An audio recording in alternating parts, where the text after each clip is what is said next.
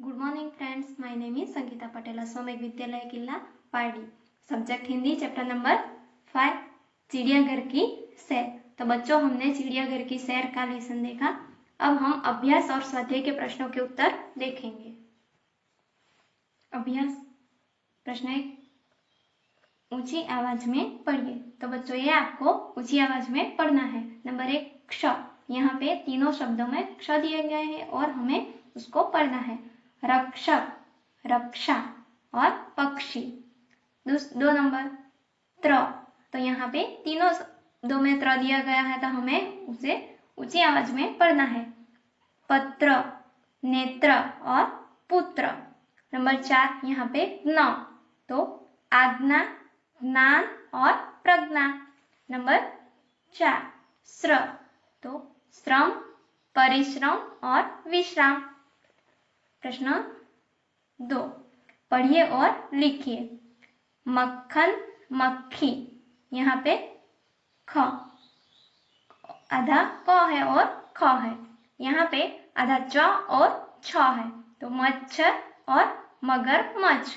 Number 3, यहाँ पे आधा ट और ठ है, तो यहाँ पे चिट्ठी और गट्ठर। तो बच्चों, ये शब्द आपको पहला और दूसरा ये आपकी नोटबुक में भी लिखने हैं। प्रश्न नंबर 3, निम्नलिखित अंश को पढ़कर प्रश्नों के उत्तर दीजिए। यहाँ पे अंश दिया गया है, हमें उसको पढ़ना है और उसके प्रश्नों के उत्तर देने हैं। कुछ अजब कुछ गजब। अगर आप कभी गौर करेंगे तो आपको पता चलेगा कि छोटे बच्चे की अपनी पलकों को 1 मिनट में औसतन 1 से 2 बार झपकाते हैं, जबकि वयस्कों में यही संख्या करीब 10 होती है। अब दूसरा, हमारे शरीर को एक वक्त का खाना पचाने या हजम करने में करीब 12 घंटों का समय लगता है। हमारे शरीर को एक वक्त का खाना पचाने और उसको हजम करने में कितना टाइम लगता है? तो 12 घंटों का टाइम लगता है। क्या आपको पता है कि हमारे यानी मानव शरीर में नाक व कान 2 ऐसे अंग हैं जिनका आकार पूरे जीवन काल तक बढ़ता ही रहता है? तो बच्चों, इस अंश से हमें प्रश्नों के उत्तर देने हैं। प्रश्न नंबर 1, छोटे बच्चे को वयस्कों की पलकें झपकाने में क्या अंतर है? तो आंसर होगा, छोटे बच्चों की पलकें 1 मिनट में 1-2 बार झपकती हैं, जबकि वयस्कों की पलकें 1 मिनट में करीब कितनी बार झपकती हैं? तो 10 बार झपकती हैं। नंबर 2, हमारे शरीर को कौन सा कार्य करने में 12 घंटे लगते हैं? तो हमारे शरीर को एक वक्त का खाना हजम करने में 12 घंटे लगते हैं। प्रश्न नंबर 3, शरीर के ऐसे कौन से 2 अंग हैं जो पूरे जीवन काल तक बढ़ते रहते हैं? तो शरीर के कौन से अंग हैं जो जीवन काल तक बढ़ते रहते हैं? कि हमारे शरीर के कौन से नाक और कान दोनों ऐसे अंग हैं जो पूरे जीवन काल तक बढ़ते रहते हैं। प्रश्न नंबर 4, कोई बहुत धीरे चलता है तो लोग कहते हैं वह कछुए की चाल चल रहा है। किसकी चाल? तो कछुए की चाल चल रहा है। अब तुम बताओ कि तेज चाल चलने वाले को क्या कहेंगे? तो तेज चाल चलने वाले को क्या कहेंगे? तेज चाल चलने वाले को हवा की चाल कहेंगे। आंसर होगा, हवा की चाल कहेंगे। नंबर 5, चिड़ियाघर में जाकर क्या क्या नहीं करना चाहिए? तो उसका आंसर होगा, चिड़ियाघर में जाकर हमें क्या क्या नहीं करना चाहिए? तो हम पिंजरे के नजदीक नहीं जाना चाहिए। दूसरा, शोरगुल नहीं करना चाहिए। तीसरा, जानवरों को चिढ़ाना नहीं चाहिए। और चौथा, जानवरों की ओर कंकड़ या खाना नहीं फेंकना चाहिए। तो बच्चों अब हम स्वाध्याय के प्रश्नों के उत्तर देखेंगे। तो स्वाध्याय प्रश्न नंबर 1, प्रश्नों के उत्तर दीजिए। प्रश्न 1, चिड़ियाघर की सैर के लिए कौन कौन आए थे? तो चिड़ियाघर की सैर के लिए कौन कौन आए थे? तो चिड़ियाघर की सैर के लिए गीता और उसके दादाजी आए थे। बंदर को लोग क्या खिला रहे थे? प्रश्न नंबर 2, बंदर को लोग क्या खिला रहे थे? तो बंदर को लोग मूंगफली और केले खिला रहे थे। प्रश्न नंबर 3, लंगूर का मुंह कैसा होता है?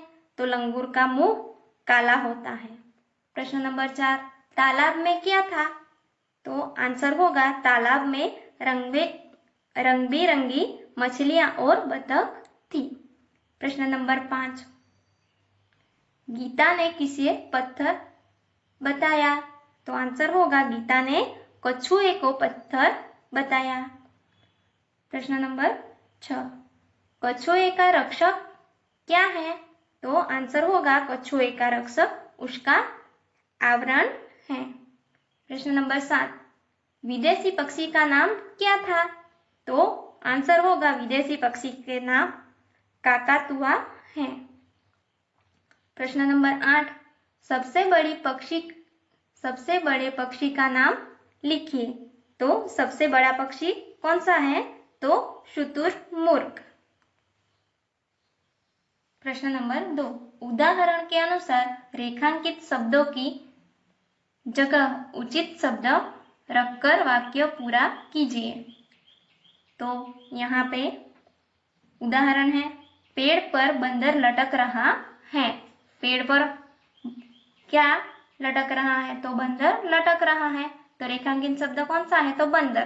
तो यहाँ पे आंसर होगा पेड़ पर बंदर की जगह पर क्या है? तो बंदरिया लटक रही है। दूसरा, अब नंबर 1, तालाब में हाथी नहा रहा है। तो रेखांकित शब्द कौन सा है? तो हाथी। तो यहाँ पे आएगा तालाब में हाथीनी नहा रही है। यहाँ पे बंदरिया है इसलिए यहाँ पे हाथी का क्या होगा? तो हाथीनी नहा रही है। नंबर 2, रेगिस्तान में ऊंट दौड़ रहा है। तो रेखांकित शब्द कौन सा है? तो ऊंट। तो यहाँ पे आएगा रेगिस्तान में ऊंटनी दौड़ रही है। नंबर 3, जंगल में मोरनी नाच रही है। तो रेखांकित शब्द कौन सा है? तो मोरनी। तो यहाँ पे क्या आएगा? तो जंगल में मोर नाच रहा है। नंबर 4, पिंजरे में शेर दहाड़ रहा है। पिंजरे में शेर क्या कर रहा है? दहाड़ रहा है। तो यहाँ पे शेर की जगह शेर के नाम पे यहाँ रेखांकित शब्द है तो हमें उसका पिंजरे में शेर का क्या होगा? तो शेरनी दहाड़ रही है। अब प्रश्न नंबर 3, नीचे दिए गए जंगल के दृश्य का वर्णन कीजिए। यहाँ पे जंगल का दृश्य दिया गया है तो हमें उसका वर्णन करना है। तो जंगल में बहुत सारे क्या दिखाई दे रहे हैं? जंगल में बहुत सारे पेड़ दिखाई दे रहे हैं।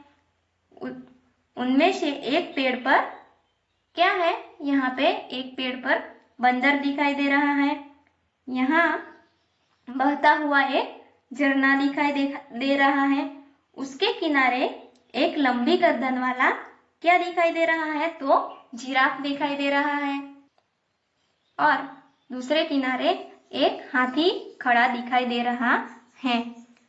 शेर एक पत्थर के नीचे छुपकर बैठा हुआ है। हिरनी पानी पी रही है। यहाँ पे देखो हिरनी पानी पी रही है। बतख पानी में तैर रही है। जंगल में हरी भरी क्या घास भी दिखाई दे रही है।